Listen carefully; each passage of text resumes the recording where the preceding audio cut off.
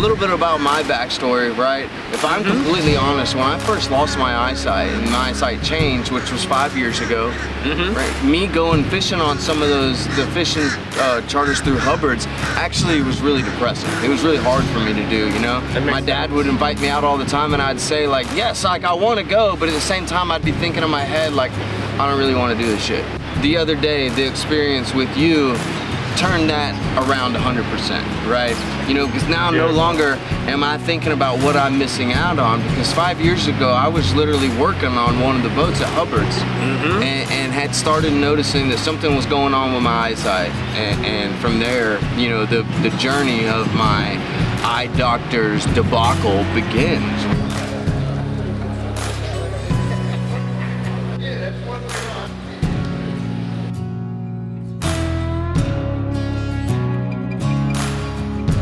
What's up, man? It's Kyle here. I'm here with my buddy Derek. We're going fishing with Hubbard to Marina on the half day here at John's Pass. Y'all wish us luck and y'all have a great day.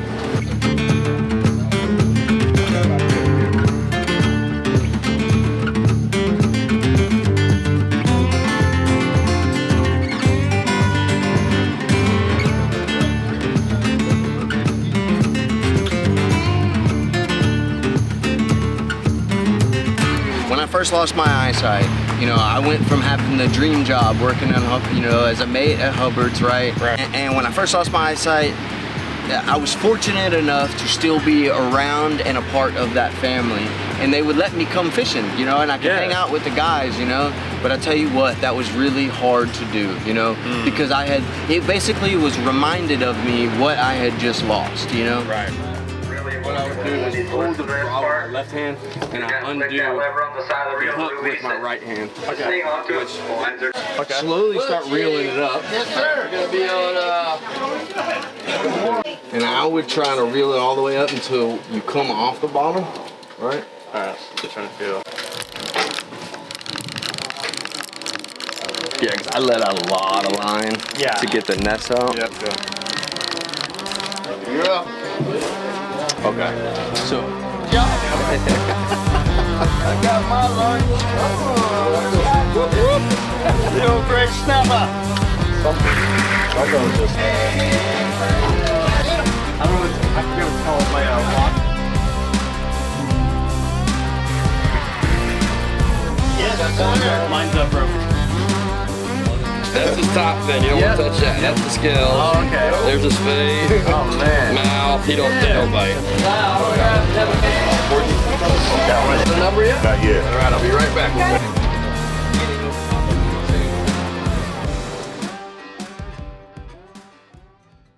In that motorcycle crash, coming out of my coma, having sustained a brain injury, my short-term memory loss was very short-lived. So I would wake up from a nap, not recognize my mom's voice. She would have to tell me the story of, hey, you're at the hospital, you were in a motorcycle crash. Now I'm learning all this for the first time in my mind because I don't remember being told a couple hours earlier that morning. She would tell me this, I'm getting emotionally overwhelmed, try to take off my blindfold. Honey, what are you doing? Well, why am I blindfolded? Why can't I see? She would have to tell me / remind me again, in the motorcycle crash, you were blinded. Learning that every time, being retold that story, like that I was blind from the crash and I don't remember, it put me into this like sensory overload. I become so emotionally overwhelmed, fall asleep, and wake up a couple hours later and have to be reminded of the same thing. Yes. Man, and no one, you know, blames you for that. I mean, anyone listening here, Right. if you could only imagine waking up in the hospital, you don't remember a year prior to this because the brain injury was so severe that you lost memory prior. Talking about this the way that we do and are is a big reason why it's so important. You know, the fact that you are now speaking at these impact panels all throughout Pinellas County, and you're able to turn what was such a horrible accident and what's, you know, an event, turn it into something positive and something light. Right? Right. So I had to learn now. I had to learn how to navigate being blind and understanding the correlations between a cane tap against an item, Yeah. whatever it is, oh, that's a wall. And it sounds like that, it's about this height. Of finding all those connections Yeah. to learn how to use my cane and now navigate the same world just blind. Yeah. So it was interesting. I tell some people, you know, they'll say, "Wow, I can't believe you've accepted your eyesight the way that you have." And sometimes I'm like, "What? Right. What I don't option do think that have? I've been forced to, right? Right. Like, you know, I don't know. That's not really I've been forced to accept this. Exactly. And today, doing like what we're doing here, right? Going fishing, me starting Sea Swell, Yep. me continuing to spread hope on social media, right? Yep. That's why I live today. I'm responsible for telling my story in a way that tries to lighten people's day, right? Let's talk about you. Let's get you out there on the boat and fish. Let's have fun. Let's Yeah. you provided to me with Sea Swell.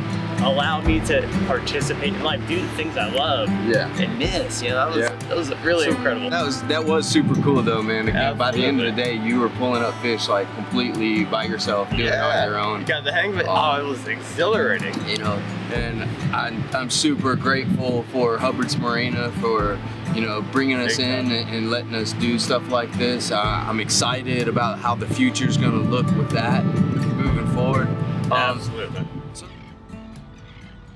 You know how you piss off a blind person at home? Move anything. Move the furniture. Yeah. Move anything. Move anything. Look like I'm trying to DJ spinning records and looking for my phone. Just what do you mean? You already do that.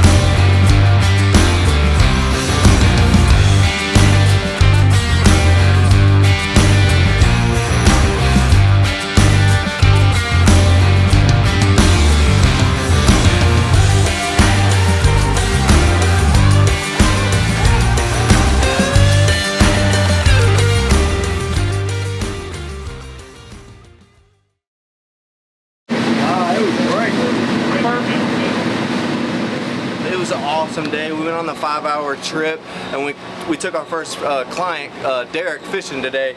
He was able to bring in 4 or 5 fish on his own by the end of the day, and it was a great time. So I would like to thank Hubbard's Marina and the Hubbard's family for helping us out and get Sea Swell out on the water. I'd like to personally thank Dylan Hubbard for all he does for this community. Thank you so much. We caught a handful of fish, 15 or so, so we're about to take them down to the Friendly Fishermen down here and eat our fresh catch right now. So y'all stay tuned for more Sea Swell adventures.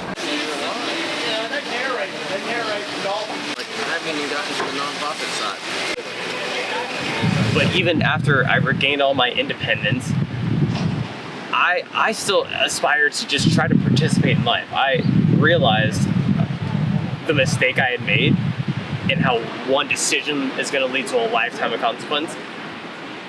I, like right off from the beginning, I said, I don't want my second chance to go in vain. So I started participating in life. I can't say the same for myself, right?